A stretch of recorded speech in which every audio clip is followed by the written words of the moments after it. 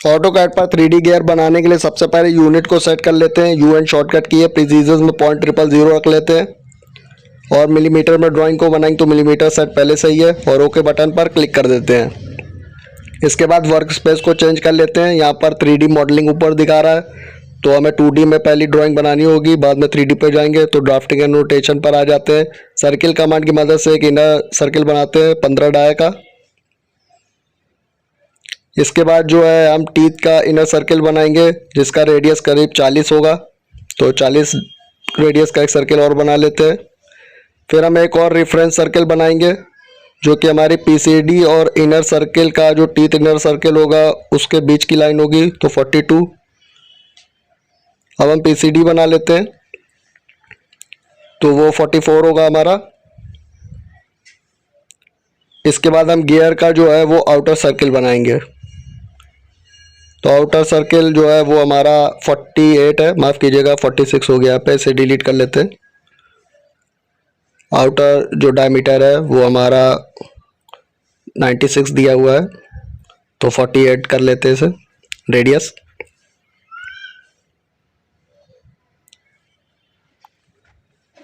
इसके बाद जो है अब हम टीथ को बनाएंगे तो इसके लिए हम जो है लाइन कमांड की मदद से एक सर्किल के जो गियर का सेंटर है उससे कोऑर्डिनेट तक एक सीधी लाइन खींच देंगे। याद रखिएगा कि आपका जो ऑर्थो मोड है वो ऑन होना चाहिए ताकि लाइन बिल्कुल स्ट्रेट रह सके। इसके बाद ऑफसेट कमांड की मदद से जो है वो हम टीथ का डाया बनाएंगे, तो यहाँ टीथ का जो डाया है दोस्तों वो 6 है, तो हम यहाँ पर ऊपर और नीचे 3-3 का ऑफसेट ले लेंगे। तो ऑफसेट कमांड की मदद से जो है हम बना लेते हैं। नीचे भी ऐसे ही ऑफसेट ले लेंगे 3 का। इसके बाद जो गियर का टीथ है वो उसके निचले डाई का ठीक आधा होता है, तो इसका जो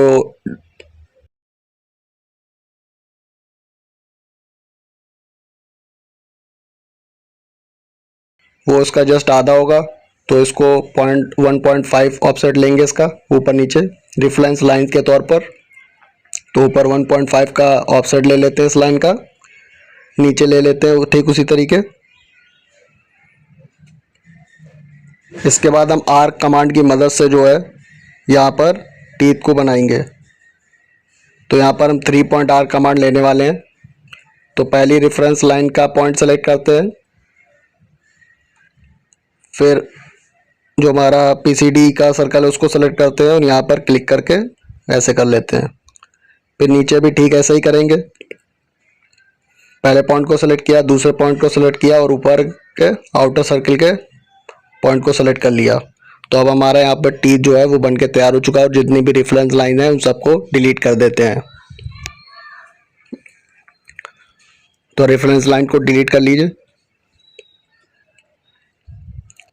फिर ये जो रेफरेंस के लिए हमने सर्कल लाइन बनाई थी इन्हें भी डिलीट कर देते हैं, अब इनकी भी ज़रूरत नहीं है।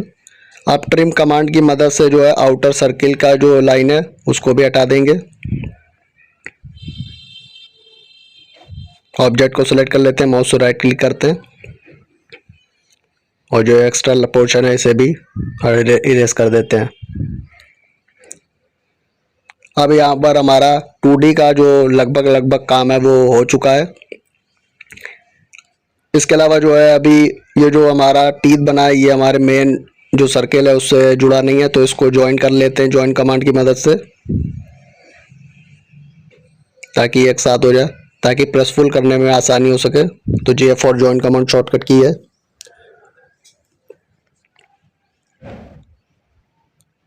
इसके अलावा जो है अभी फ़िलहाल एक और सर्किल हमें बनाना होगा जिसमें शाफ्ट में जिसमें गियर को कनेक्ट करना होगा, तो हम एक और सर्किल बना लेते हैं 6 रेडियस का।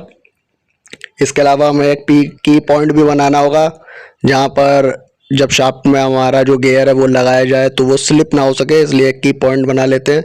इसके लिए सेंटर से ऊपर की ओर कोऑर्डिनेट के लिए एक लाइन बना लेंगे। इसके लिए अब ऑफसेट भी ले लेंगे, जितने का की पॉइंट बनाना है उसके आधे आधे का ऑफसेट ले लेते हैं। तो 1.5 का एक डायरेक्शन में, दूसरी डायरेक्शन में भी 1.5 का ले लेंगे, दूसरे में भी 1.5 का ले लेते हैं। ये रेफरेंस लाइन है ताकि हम ऊपर साइड में एक की स्लॉट बना सकें। तो लाइन की मदद से अब की स्लॉट को बना लेते हैं।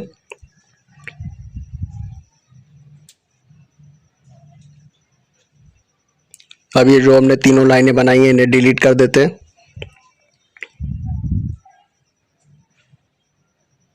और ट्रिम कमांड की मदद से जो सर्किल का अंदर वाला की स्लॉट में हिस्सा आ रहा है उसे भी ट्रिम कर देंगे।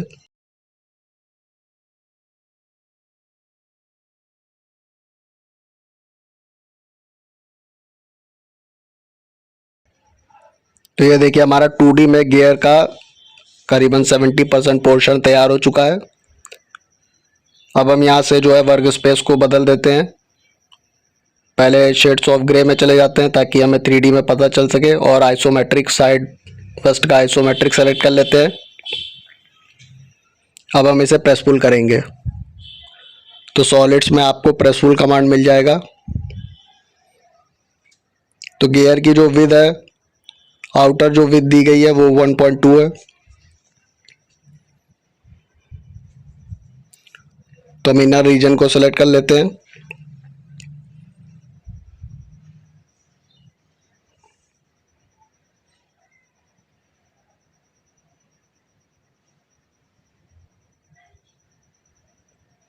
अंदर वाले को भी प्रेस फुल कर लेते हैं।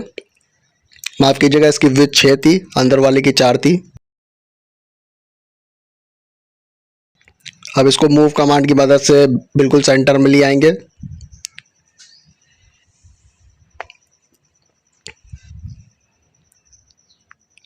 अब जो है हमें बचे हुए जो टीथ हैं, हमारे गियर पे 30 टीथ मांगे गए हैं, 30 इनकी नंबर होने चाहिए। तो हम पोलर एरे कमांड की मदद से इनको बनाएंगे। तो टीथ को सेलेक्ट कर लेते हैं।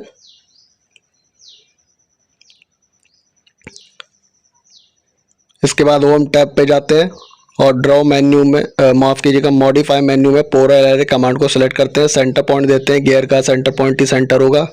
इसके बाद जो है आइटम्स में 4-6 पड़ा है वहाँ 30 कर देंगे। तो ये देखिए हमारा जो गियर है 3D में लगभग बन के तैयार हो चुका है। अभी फ़िलहाल जो है इसके जो भी सेक्शन है वो सभी अलग अलग हैं, तो इनको ज्वाइन करके एक कर लेंगे।